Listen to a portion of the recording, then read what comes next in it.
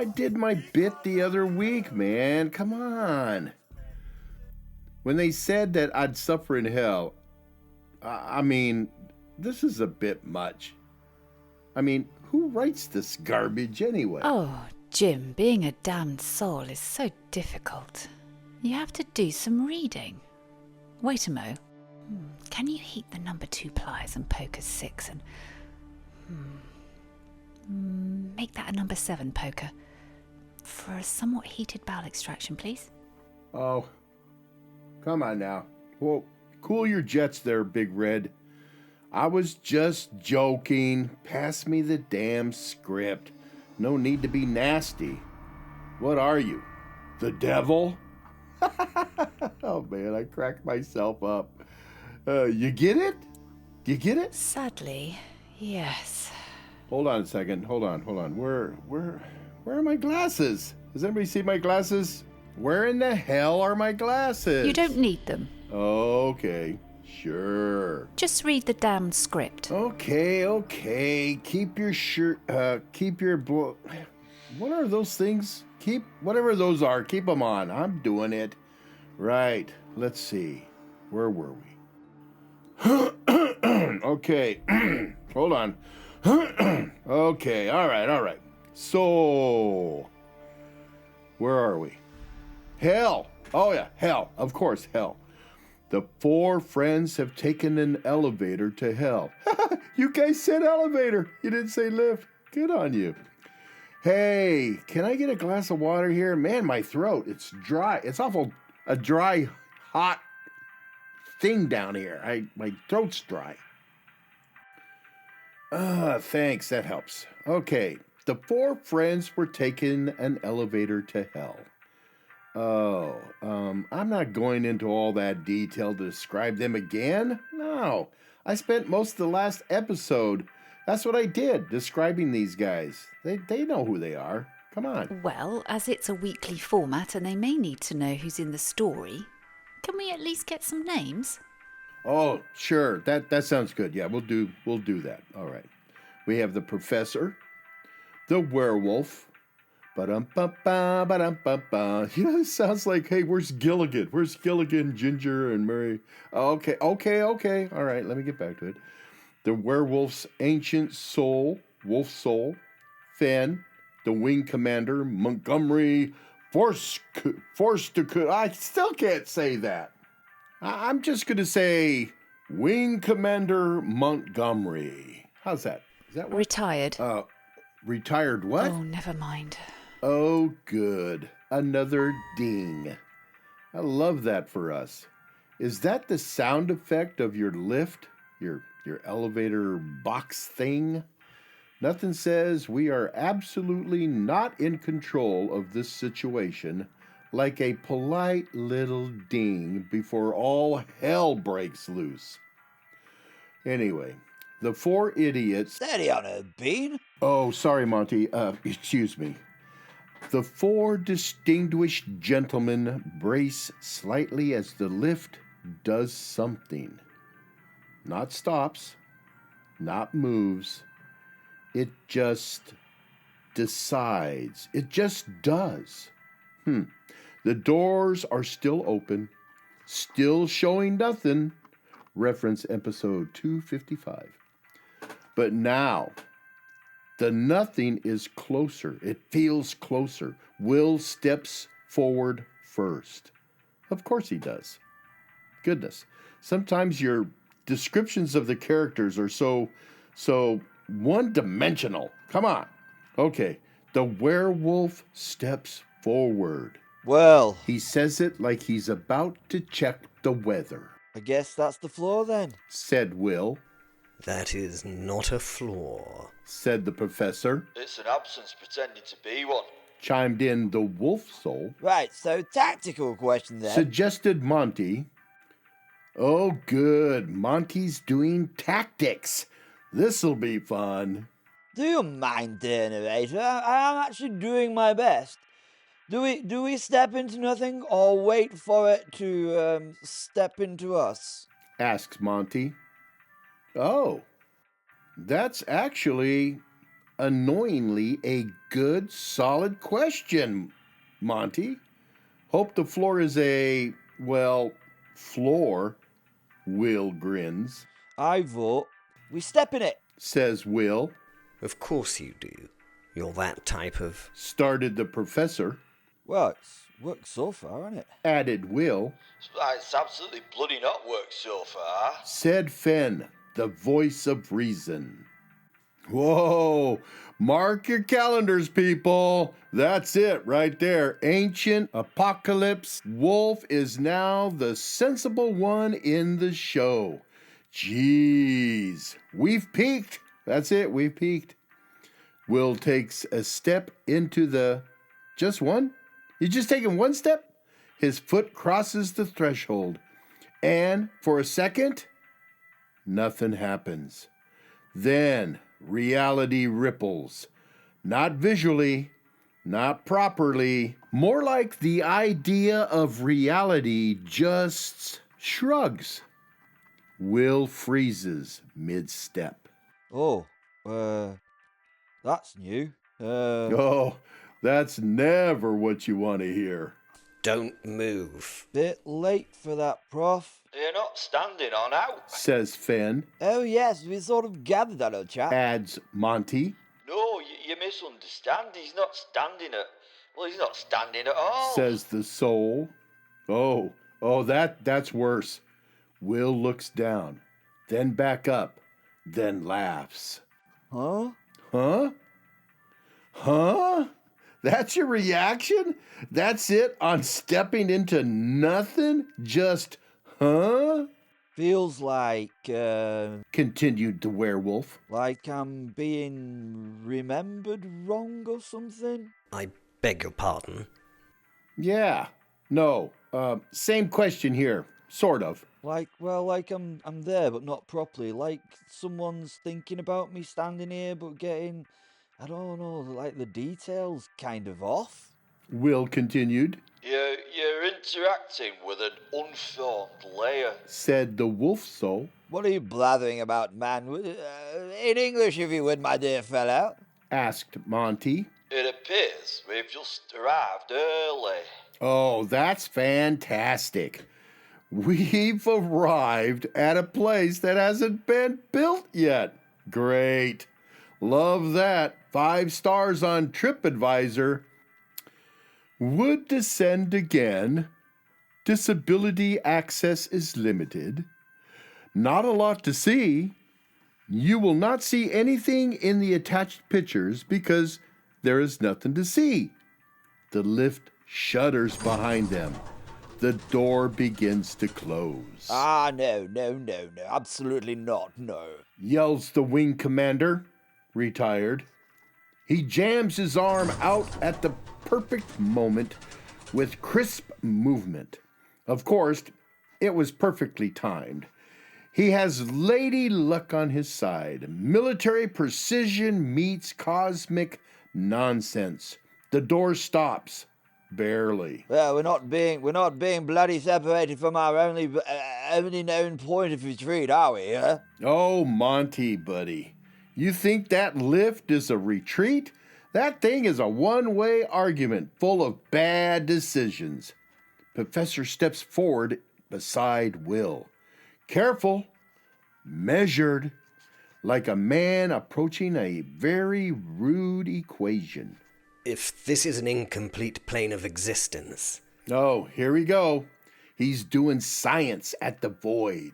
Love that for him. Something has interfered with the expected arrival point. Yeah.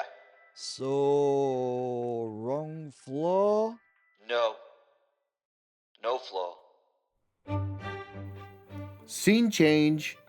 We are now in the drawing room of an utterly English manor house. Think Downton Abbey, but with even more class. Lucifer leans forward in her squeaky leather seat and her squeaky leather dress just slightly, just tantalizingly squeaky enough to make you think back to that little lady when I was 21 years old. Ah, Becky, 20. And a 10 out of 10. We've all experienced the same thing, I'm sure. She taught me more in that afternoon than... Jim! Huh? Stop. Oh, gosh. Sorry, where was I? Yes, Lucifer. That's right, here it is. Lucifer leans forward in her squeaky leather. Sorry. Lucifer leans forward. That's all it takes. The room tightens. Luck narrows her purple orb eyes, while fate dunks a cookie in his tea. Biscuit. Bless you. Did you sneeze? Look, can we continue? Sure. It's your line. Oh, okay. That's not You right. think? Belfestus is smiling. Of course he is. Smug little. Lucifer doesn't even look at him. You didn't just delay the board. I may have relocated it. You removed hell. You did what? Astroth laughs, soft, delighted. Not removed. They tilt their head. Not yet scheduled. Luck stands. The air shifts. Not dramatically, just statistically worse. You've made it unwritten. Belfestus shrugs. Temporary. Nothing is temporary when you meddle with structure. That's bloody rich coming from you. Lucifer smiles. That slow, dangerous smile. Yes, it is. Father Mackenzie raises a hand, like he's in class waiting to be called on. Not to interrupt her out. He interrupts. Everyone turns. He immediately regrets everything.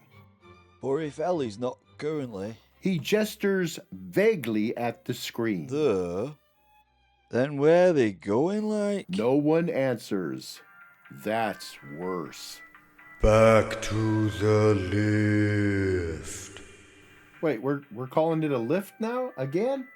You guys are flip-flopping back and forth. You get me all confused here. So, quick recap. You stepped out of the elevator into a place that doesn't exist yet. And now the elevator is trying to leave without you. And the floor is basically a draft version of reality. Yeah, no, this is fine, I think, chaps, what we should do is withdraw. says the retired Wing Commander, We obviously advance. says Will, We assess. says the Professor, We adapt. says Finn. And there it is, our heroes, the 4 horsemen of bad decision making. Will takes another step, because of course he does. This time, the void reacts. Something forms beneath him. Not ground, not solid, just agreement. It's like reality going, fine, you can stand there, but briefly. Will grins. See? Says Will, directing people's attention to the flourish thing happening. Sort of. That is deeply concerning. Here's force in definition. Says the soul. Can we all agree that that's a bloody stupid idea? Argues Monty. Too late? Says Will as he steps into whatever it is. The space around Will flickers. Shapes try to exist but fail. Try again. A corridor. No. Stairs. No. Teeth? Oh, I don't like that. I do not like that at all. Why are there teeth? Dripping rows of teeth that have never been to no dentist or orthodontist? Glad I'm dead. No way I want to smell that. Oh, no, no, no, no. Finn steps forward now, reluctantly. You think? It is He unformed. places a foot beside Will. The space stabilizes slightly. Fewer teeth, more structure. Then we impose form together. Monty exhales, straightens up. Okay, right then, chaps. He steps out. The professor hesitates. Of course he does. Then Oh, for heaven's sake. he steps through. Well, that doesn't seem like not a problem. Wait, that doesn't seem like not a problem. Hey, writers, isn't that a double negative? That doesn't work. Anyway, I digress. The four stand in something, a place that is trying very hard to become real. Poorly at it. Will cracks his knuckles. Will, don't crack your knuckles, man. That's going to give you arthritis. So? Will grins like a light bulb goes off in his head.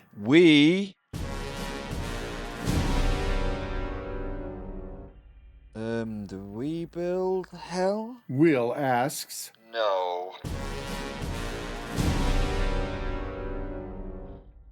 Look, I don't know who's on bloody sound effects this week, but me and yous could be having a word at the end of this. Anyway, back to proper dialogue. We survive, whoever is building hell, wrong. says the wolf soul. Oh, that's worse. That is so much worse. Lucy. There are moments in eternity when one is reminded that delegation is a sacred art. Not sacred in the heavenly sense, obviously. Not been my place of work for a while now. And heaven never made sense. It's okay. I'm not suddenly about to endorse management seminars or archangels with clipboards. But this is sacred in the sense that when one has a tattooed werecat in excellent boots and a demon-summoning idiot in a blood-stained fast food uniform being smug in one's vicinity, it is only natural to point elegantly at the smug one and say, "Vaunt, dear, get the ring." Normally, this would quickly and violently resolve ownership of that ring. Vaunt moved at once, because unlike most of the universe, she understood efficiency, theatre, and the value of removing magical jewellery from irritating men before they became more irritating. She crossed the room with that fluid feline grace of hers, all lace, leather, and imminent violence, and Balfastus, to his credit, recognised danger when it was wearing eyeliner and coming directly at him. So he did what all inadequate men do when confronted by a competent woman. He panicked and cheated. With a flourish entirely too pleased with itself, he summoned a large pet carrier into existence around Vaunt. One of those dreadful plastic contraptions designed for transporting cats to humiliations such as the vet, the cattery, or Christmas with relatives. It was pink plastic, a colour so abhorrent to a goth that she might die from prolonged exposure. It appeared all at once with a hard clap of displaced reality, and there she was, abruptly contained, crouched in a box with little slits in the side and a tiny grated door that suggested optimism on the part of the manufacturer. The carrier immediately began to rattle across the carpet like an enraged domestic appliance. It bucked, shook, and made the sort of noises one would normally hear when a leopard discovers both betrayal and hinges. There was no Schrodinger's cat moment. The said cat in the box was very alive. Father Mackenzie made a small sound that may have been a prayer or a swallowed yelp. Balfastus took half a step back. Sensible, really. There are many things one can survive in this world and the next, but an offended werecat in a confined space is generally not one of them. Then Balfastus, with the air of a man convinced he was very clever indeed, summoned something else. We didn't see what it was at first. There was merely a faint rustle, a soft greenish puff through the ventilation slots, and then, almost instantly, the box stopped shaking. A pause, a dignified stillness descended. I narrowed my eyes. "Did you just deploy catnip," I asked, "as a tactical measure?" Trudeau raised her little cat head, sniffed and smiled. Balfastus copied that smile. In this case, the smile of a man who had mistaken temporary success for intelligence. The box gave one last thoughtful wobble. From within came the muffled sound of Vaunt reconsidering several life choices. I took a slow sip of port. "Well," I said, "that is either the most embarrassing capture in supernatural history or the most effective. I haven't decided which offends me more. But Pink was just cruel." Belfastis. There's a very particular satisfaction in being right. Not merely correct, you understand. Anyone can be correct. Scholars are correct. Clerks are correct. People with spectacles and insufficient ambition are correct. No. This was something far more refined. This were being right, while everyone else is wrong and forced to watch it happen. I allowed myself a small curated smile as the carrier gave one last half-hearted wobble behind me. Catnip. Honestly, it were the small touches that separated the competent from the exceptional. I glanced towards Astaroth, expecting, I don't know, if not admiration, then at least acknowledgement, a shared moment or something, a recognition of craft. Astaroth, however, were inspecting their reflection in the curve of a glass that absolutely had not existed a moment ago. The liquid inside it simmered a deep, dangerous red, bubbling with quiet enthusiasm, like something that had opinions about thermodynamics and other bollocks. The demon tilted their head back and forth, only slightly, checking the lipstick, like. Sparkling, immaculate, and apparently more deserving of attention than my moment of triumph, the bastard. They smiled. Not at me, at themselves. I held the moment. Waited. Sort of hoping they'd give me a response, but nothing. "Right," I said, with only the faintest tightening at the edge of my jaw, and turned. Because if one could not have appreciation, one could at least have an audience. I now gestured expansively towards screen. The room, the players, the priest, the devil. My bloody stage. Ladies, gentlemen, entities of uncertain classification. I began in a tone that suggested I was generously explaining something to people who'd been tragically failing to keep up. What you're witnessing is the restructuring of the game, I told the people, and things present. Lucifer did not move, which for her was the equivalent of sharpening her knives. 3 boards, I continued, pacing slowly, one hand clasped behind me back, the other carving the air with theatrical precision. 3 trials, 3 opportunities to demonstrate merit. I smiled again. Or more likely, to fail entertainingly. On the screen, the void convulsed. Not dramatically, not politely. Reality folded like badly stacked laundry and then snapped into something new. The first board, I announced. A battlefield. Mud, rain, cold steel. The air is thick with the history of bad decisions. Banners torn. Horses screaming. Men dying with all the enthusiasm of people who had not planned to. I spread my hands, pleased with my sin. Evesham, I announced. August 1265. I glanced almost lazily towards Professor.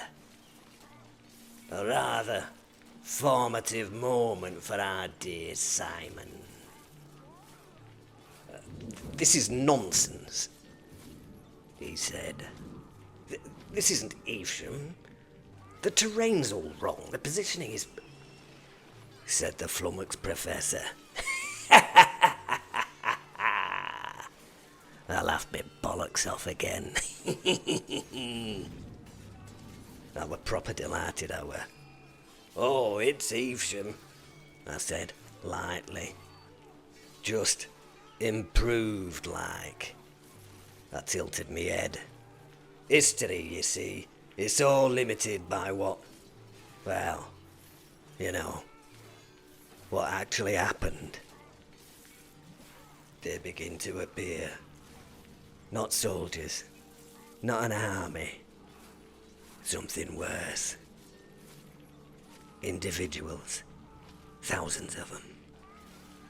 Figures dragging themselves out of memory, out of time, out of consequence.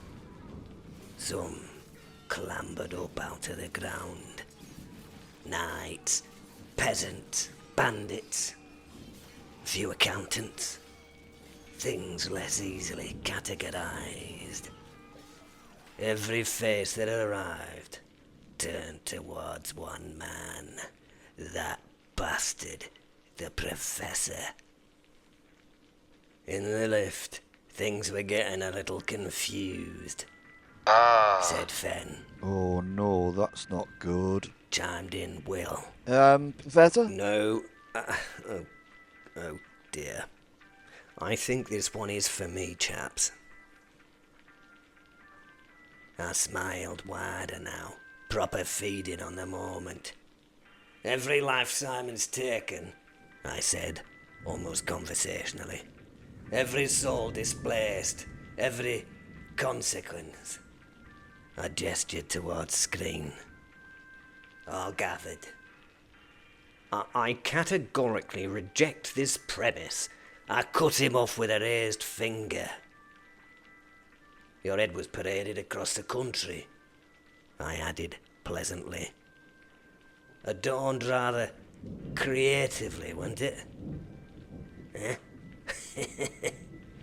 Then, with American relish, if my memory serves you well, your testicles were affixed to your forehead, were they not? A bold aesthetic choice, wasn't it? Quite avant-garde for 13th century, I told him. Well, I think I'd remember something like that, don't you? I feel like that would be a standout moment in one's immortal life. It would be somewhat hard to forget something like that, methinks. Top 5 worst days. Well, hang on a minute. Top 10, anyway, he said. I laughed and gave a small shrug. Memory is a notoriously selective thing, isn't it? I told him. I turned back to the screen, voice rising again with renewed grandeur. But no matter. What matters is this. The prof pointed. The army begins to move. Not charging. Not yet, anyway. Just advancing. Slow. Certain-like. Inevitable. Simon de Montfort, I declared to the drawing room, savouring every last syllable, meets the sum of his actions this day. Behind me, Lucifer smiled. Slowly, thoughtfully, like someone making a list and checking it twice, if you get me.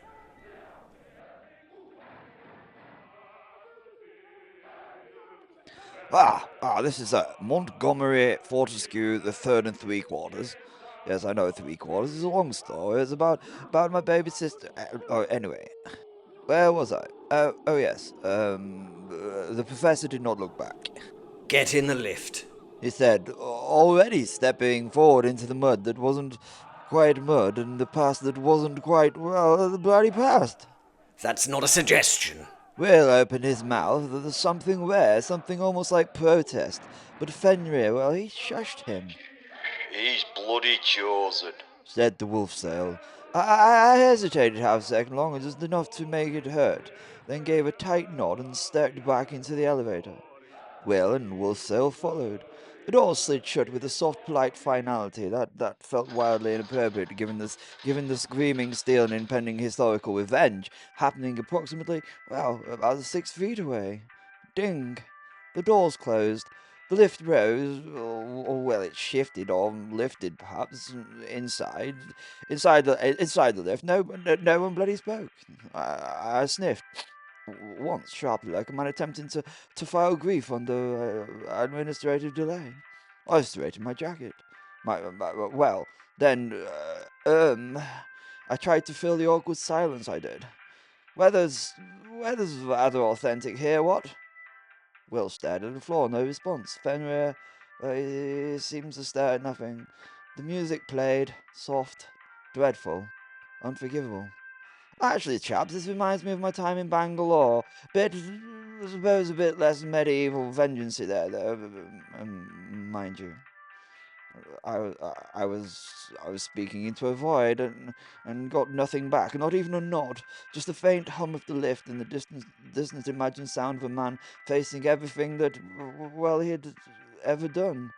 I adjusted my cuffs, sort of that habitual manner.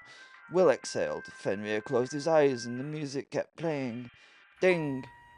The lift stopped. The doors opened to an airfield, an airfield I recognized from a time when that I could just remember. Ah, I think this may be my stop, chaps. Do wish me luck. Space filled before me, and there she was, my green-eyed goddess in flight gear, looking very, very likely like good luck.